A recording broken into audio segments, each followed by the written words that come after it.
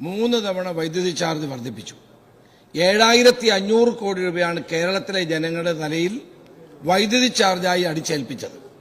ആഭ്യന്തര ഉൽപാദനം വർദ്ധിപ്പിച്ച് ഇവിടെ എല്ലാം ഭദ്രമാണ്, മന്ത്രി അഭിനന്ദിച്ചു എന്ന് പറയുന്നവർ 4 രൂപ 29 പൈസയ്ക്ക് പെർ യൂണിറ്റ് കിട്ടിക്കൊണ്ടിരുന്ന UDF ഗവൺമെന്റ് കാലത്തെ ദീർഘകാല കരാർ റദ്ദാക്കി 10 രൂപയ്ക്കും 14 രൂപയ്ക്കും പെർ യൂണിറ്റിന് വൈദ്യുതി വാങ്ങി കേരളത്തിലെ ജനങ്ങളുടെ തലയിൽ ഇരുട്ടടിയാണ് നൽകിയത്.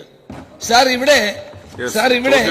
ഇവിടെ ആ ദീർഘകാല കരാർ എന്തിന്റെ അടിസ്ഥാനത്തിലാണ് റദ്ദ് ചെയ്തത്?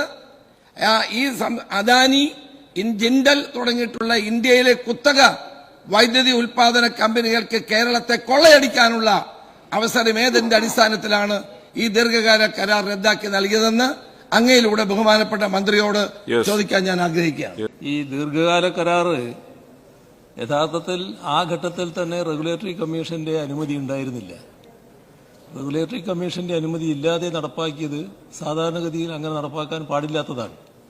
പക്ഷേ ഞങ്ങൾ അധികാരത്തിൽ 2016 വന്നപ്പോൾ ഈ പ്രശ്നം ഗൗരവമായി തന്നെ ക്യാബിനറ്റ് ചർച്ച ചെയ്യുകയുണ്ടായി. ബഹുമാനപ്പെട്ട അംഗം പറഞ്ഞതുപോലെ ആ വൈദ്യുതി നമുക്ക് ലഭിച്ചുകൊണ്ടിരിക്കുകയാണ്. ആ ലഭിച്ചുകൊണ്ടിരിക്കുന്ന വൈദ്യുതി ഇല്ലാതാകുന്നത് നമുക്ക് പ്രയാസം സൃഷ്ടിക്കുമെന്നുള്ളതുകൊണ്ട് അത് തുടരട്ടെ എന്ന നിലപാടാണ് ഗവൺമെന്റ് എടുത്തത്.